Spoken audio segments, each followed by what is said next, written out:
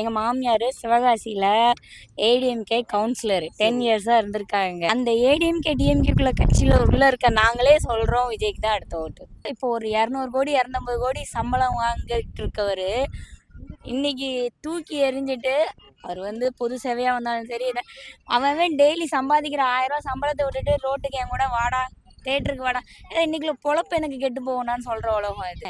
இப்போ ரஜினி வந்தாரு போயிட்டாரு, கமல் வந்தாரு போயிட்டு, இவர் போகவே மாட்டேன்னு நிற்காரு.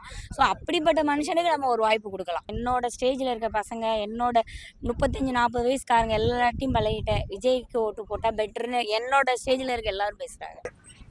சிறந்த எதிர்கட்சி தலைவரா யார் செயல்படுறாங்கன்னு நினைக்கிறேன். சீமான் இருக்காரு, எடப்பாடி இருக்காங்க. இல்ல எம்எல்ஏ உள்ளவங்கள கேக்குறீங்களா? எம்எல்ஏ இல்லாத எம்எல்ஏ இல்லாம எதிர்கட்சி தலைவர்னா அண்ணாமலை தான். அண்ணாமலை என்ன காரணம்? அண்ணாமலை அவர் வந்து ஐபிஎஸ் ஐஏஎஸ் படிச்சுட்டு வந்து இவ்வளவு தூரம் வந்து ஐபிஎஸ் ஐஏஎஸ் அந்த இது கேட்டகரியில் இருந்து படித்த ஒரு தலைவராக இருக்கார். அதனால வந்து கேட்குற கேள்வியில் ஒருத்தர் புரியல் கேட்குறது, அவர் இப்போ சொல்ல வரோட அர்த்தம் தெளிவாக கேட்குறாரு. அதனால அவர் வந்து ஒரு நல்ல தலைவர் நினைக்கிறேன். நல்ல தலைவராக இப்போ வந்து அண்ணன் சீமான் வந்து கூட்டணி கூப்பிட்டுருக்காங்க. எப்படி இருக்கணும்? அவரோட பாஜகவும் நாம் தமிழர் கட்சியும் தமிழ்நாட்டில் சேர்ந்து இல்லை கூட்டணி வந்து நல்லா தான் இருக்கும். ஆனால் கொள்கையில் பார்த்தபோது 2 பேரும் ஒத்து போவாங்களாங்கிறது என்னால் கண்டிப்பாக சொல்ல. அண்ணாமலை சொல்லிருக்காரு, அதாவது நான் வந்து ஒரு விட வந்து இந்த மாதிரி கூப்பிட்டாங்கன்னா சேர்றதுக்கு வாய்ப்பு இருக்குன்னு. அதை எப்படி பார்க்குறீங்க? இல்லை நல்ல முடிவு தான் இது. என்னை பொறுத்த நல்ல முடிவு தான். ஏன்னா 2 பேருமே நல்ல ஒரு தாக்கத்தோட பேசுகிற ஆள் தான். ஒரு சில விஷயத்தில் வேணால் அவங்க கொள்கையில் வேணால் பிரிஞ்சிருக்கலாம். ஆனால் பேச்சு வந்து 2 பேரோடதும் மத்திய அரசுங்கிறதுல வந்து அண்ணாமலை வந்து நல்லா தெளிவாக எல்லாத்தையும் விளக்கம் கொடுத்துட்ருக்காரு. இவர் வந்து தமிழ் அரசில் என்னென்ன தப்பு இருக்கோ அதையும் ஃபுல்லாக கேட்குறாரு, அங்கேயும் கேட்குறாங்க. 2 பேருமே 2 விதத்தில் அவங்கவுங்க பொறுப்பை பண்ணிகிட்டு இருக்காங்க. அப்படிங்கிற போது எதிர்கட்சி தலைவரில் 2 பேரும் பொசிஷன் தான். அதில் ஃபஸ்ட்டாக வந்து அண்ணாமலை நான் சொல்கிறேன். எனக்கு லாஸ்ட்டாக பிடிச்சது ஜெயலலிதா தாங்க. அதுக்கப்புறம் ரொம்ப மோஸ்ட் கரண்ட்ல ஃபியூச்சர்னா எனக்கு விஜய் தாங்க. விஜய் தாங்க கரண்ட்லி. இப்போ எனக்கு பப்ளிக்னால ஓவராக சொல்ல முடியாது. ஸோ எனக்கு வந்து இப்போதைக்கு யாரையும் பெருசாக பிடிச்சிருக்குன்னு சொல்ல முடியாது. ஆனால் ஃப்யூச்சரில் ஓட்டுன்னு விழுந்தா தளபதி மேலே தான் ஓட்டு. தயவு செய்து வந்து இப்போ ஒரு 200 கோடி 250 கோடி சம்பளம் வாங்கிட்டு இருக்கவர் இன்னைக்கு தூக்கி எறிஞ்சிட்டு அவர் வந்து பொது சேவையாக வந்தாலும் சரி, அவன் டெய்லி சம்பாதிக்கிற 1000 ரூபாய் சம்பளத்தை விட்டுட்டு ரோட்டுக்கு என் கூட வாடா, தேட்டருக்கு வாடா, ஏன்னா இன்னைக்குள்ள பொழப்பு எனக்கு கெட்டு போகணும்னு சொல்கிற உலகம் இது. அப்படி இருக்கையில் அவர் அவ்வளோ கோடி சம்பளம் வாங்கிட்டு ஒரு இதில் கலகலத்தில் அதுவும் நான் இனிமேல் பேக் அடிக்க மாட்டேன். இப்போ ரஜினி வந்தார் போயிட்டாரு, கமல் வந்தார் போயிட்டு, இவர் போகவே மாட்டேன்னு நிற்காரு. ஸோ அப்படிப்பட்ட மனுஷனுக்கு நம்ம ஒரு வாய்ப்பு கொடுக்கலாம். நான் இப்போ சீமான்லாம் நின்னாரு, ஒன்றும் இல்லை, முத விஜய்க்கு ஆதரவிச்சார், என் தம்பின்னாரு. இப்போ லைட்டாக பேசவும் உடனே அவங்க இடக்கா அப்படிங்கிறாரு. எங்க சினிமா வேற அரசியல் வேற. நாம் தமிழர்ல அவர் நினைச்சிட்டாரு சினிமானால சினிமாவும் இணைஞ்சுக்கிடும்னு நினைச்சாரு. பட் விஜய் நம்ம தெளிவா இருக்காரு, யாரை உள்ள சேர்க்கணும் யாரை சேர்க்கக்கூடாதுன்னு. மேபி என்னைய கேட்டா விஜய்க்கு ஒரு வாய்ப்பு கொடுக்கலாம். என்ன 5 வருஷத்துல பண்றாரு. தளபதி என்ன மாதிரி ஒரு அசுர வளர்ச்சி தமிழ்நாட்டுல ஏற்படுத்துவாருன்னு நினைக்கிறேன். எனக்கு தெரிஞ்சு பயங்கர பெருசா கூட்டணி இல்ல அப்படிங்கிற மாதிரி சொல்லிட்டாங்க. நீங்க எப்படி பாக்குறீங்க? ஒரு தனி மனிதன் வந்து இவ்வளவு பெரிய லட்சக்கணக்கான இளைஞர் பின்னாடி இருக்கிறாங்க. குறிப்பா வந்து என்னோட வயசு 27 வயசுங்க. என்னோட ஸ்டேஜ்ல இருக்க பசங்க, என்னோட 35-40 வயசுக்காரங்க எல்லாத்தையும் பழகிட்டேன். விஜய்க்கு ஓட்டு போட்டா பெட்டர்னு என்னோட ஸ்டேஜ்ல இருக்க எல்லாரும் பேசுறாங்க. ஓட்டு போடுற அந்த இது இருக்கிற எல்லாருமே விஜய்க்கு போட்டா நல்லா இருக்கும். ஏன் விஜய் நடந்துச்சுல மாநாடு, என்னோட வாட்ஸ்அப் ஸ்டேட்டஸ்ல வைக்காத யங்ஸ்டர்ஸே கிடையாது. அவ்வளோ பேரும் விஜய்க்கு ஆதரவாக தான் வச்சாங்க.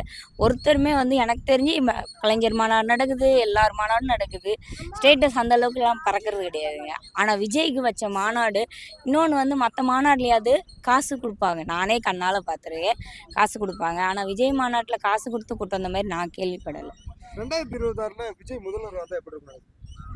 எனக்கு தெரிஞ்சு பெரிய மாற்றம் உண்டாகும். நீட் எக்ஸாமுக்கு மேபி அவர் வாய்ப்பு கொடுத்தாலும் கொடுக்கலாம். ஏன்னா அவர் வந்து அனிதாலேருந்து எல்லாரையும் கொஞ்சம் ஆதரித்து பேசியிருந்தார். மேபி வரலாம். அவர் வந்தால் பயங்கர, அதாவது ஒரு சினிமா எம்ஜிஆருக்கு அடுத்து ஒரு பெரிய சினி இண்டஸ்ட்ரியிலேருந்து வந்தார்னா அவர் வந்தால் நல்லாயிருக்கும். தளபதி விஜய் சார். நீங்க எப்படி பாக்குறீங்க? அவர் வந்து அண்ணாமலைன்னு சொல்றாரு, அப்படியே ஆப்போசிட்டா இருக்கிற ஒரு ஆளை எப்படி நம்ம வீட்டுக்குள்ள ஏத்துக்கிட்டு நீங்க வந்து அந்த அந்த இப்ப ஓட்டெல்லாம் போட முடியும்னு நினைக்கிறீங்க? ஏன்னா இப்ப அவர் சொல்லிட்டாரு. சொல்லுங்க சொல்லுங்க. சரி. சரிங்க. எங்க மாமியார் சிவகாசியில ஏடிஎம்கே கவுன்சிலர் 10 இயர்ஸா இருந்திருக்காங்க. நான் கல்யாணம் ஆகி வரும்போது அவங்க கவுன்சிலர் தான். இப்போ எக்ஸ் கவுன்சிலர், அது வேற விஷயம். நான் ஏடிஎம்குள்ள எங்க ஃபேமிலியே எல்லாரும் ஏடிஎம்குள்ள இருக்கிறவங்க தான். டிஎம்கே ஒரு பக்கம் இருக்கிறாங்க. பட் அந்த ஏடிஎம்கே டிஎம்கேக்குள்ள கட்சியில உள்ள இருக்க நாங்களே சொல்றோம் விஜய்க்கு தான் அடுத்த ஓட்டு. இதுக்கு மேல என்னங்க வேணும்? எங்க மாமியார் ADMK councillor, X councillor 10 years. திமுகவோட அரசியல் தமிழ்நாட்டில் அது என்னை பொறுத்த வரைக்கும் நோ கமெண்ட்ஸ் தான். எனக்கு அது பிடிக்கல, தீமையில அரசியல் பிடிக்கல இப்போ வரைக்கும் எனக்கு. திமுகவை மாத்திட்டு பாஜக தமிழ்நாட்டில் ஆட்சி அமைக்க தாமரை மலரும் இல்லை, தாமரை ஒரு தடையாவது வந்து பார்த்தா தான் நம்ம அவங்க என்ன முடிவு எடுக்கிறாங்கன்னு தெரியும். ஏன்னா வராமலே நம்ம சொல்ல முடியல. நான் ஏடிஎம்கே என்னோட இது வந்து எப்பயுமே ஓப்பனாக சொன்னால் நான் எம்ஜிஆர் கடுத்து ஜெயலலிதா ஓட்டு போட்டேன். அதுக்கப்புறம் வந்து நான் எங்கள் அப்பா எம்ஜிஆர், நான் ஜெயலலிதா. ஆனால் இப்போ எனக்கு பார்க்கும்போது இவங்க நல்லா பண்ணுறாங்களோ அப்படிங்கிற மாதிரி வருது. சீமானுக்கும் ஒரு தடவை ஓட்டு போட்டேன், போடாமல் இல்லை. இருந்தாலும் வந்து இப்போ அடுத்து வர்றவங்க வந்து அவரால் இவ்வளோ தூரம் எதிர்க்கட்சியாக வர முடியுமாங்கிற ஒரு சின்ன டவுட்னால 2 பேரும் கூட்டணி அமைச்சா கண்டிப்பாக ஓட்டு அவங்களுக்கு தான். ஒரு அண்ணாமலையா சீமானும் என்ன அண்ணாமலை என்ன சொல்லுவேன்? அண்ணாமலை வேற என்ன காரணம்? அண்ணாமலை என்ன காரணம்னா அவங்க வந்து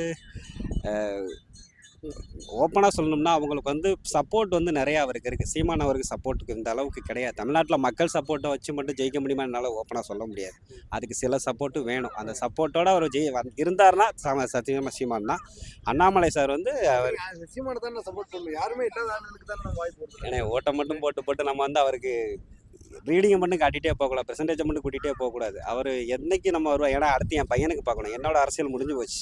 இனி என்னோட பையனோட லைஃபு என்னோட பையனோட செலவு. ஏன்னா பையனுக்கு நான் 1 லட்ச ரூபா ஃபீஸ் கட்டி படிக்க வச்சுட்ருக்கேன். அப்போ அவனுக்கு வந்து எப்படி கல்வின்னு சொல்லிட்டாரு சீமான் வந்துட்டான். இலவச கல்வி தானே, இருந்தாலும் வந்து சிபிஎஸ்சி சிலபஸுங்கிறத வந்து அப்புறம் எல்லாத்துக்குமே இலவச கல்வி, இலவச குடிநீர், மருத்துவம் இலவசம் இருக்காரு சீமான். இது இல்லை, இலவச கல்வி, இலவச இலவச கல்வின்னு இப்போ நீட் எக்ஸாம் எடுத்தீங்கன்னா சிபிஎஸ்சி சிலபஸ் தான் மெஜாரிட்டி. அங்கே கேட்குற கொஸ்டின் வந்து சிபிஎஸ்சி தான் எடுக்கிறாங்க. ஸ்டேட் போர்டில் எங்கே எடுக்கிறாங்க? நீங்கள் ஸ்டேட் போர்டே படித்தாலும் திருப்பி நீட் எக்ஸாமுக்கு சிபிஎஸ்சி சிலபஸை தான் புரட்டுறாங்க. நீட்டை நீங்கள் வந்து ப்ராக்டிக்கல் லைஃப்பில் யோசிச்சு பார்த்தீங்கன்னா வருங்காலத்தில் பிஎஸ்சி எம்எஸ்சிக்கே என்ட்ரன்ஸ் எக்ஸாம் அதுதான். அது ஹைதராபாத் சைடில், கர்நாடகாவில், அதர் ஸ்டேட்லேயே இன்ஜினியரிங்கே என்ட்ரன்ஸ் எக்ஸாம் இருக்குது. ஸோ ஃபியூச்சர் மொதல் நீட் எக்ஸாம் வந்ததே அந்த சைடு தான்.